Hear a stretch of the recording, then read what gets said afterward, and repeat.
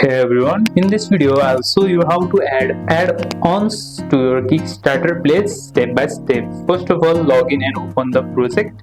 After you have downloaded the Kickstarter from Play Store or App Store, simply open it and make sure to sign into the Facebook or Google account.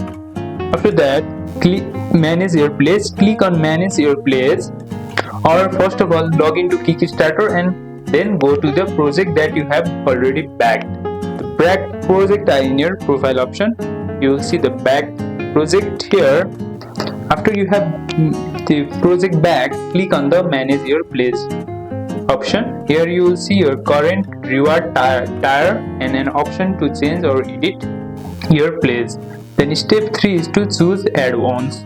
Scroll down and you will see the add-ons section. Select the items that you would like, such as extra merch, digital content, or any others you like.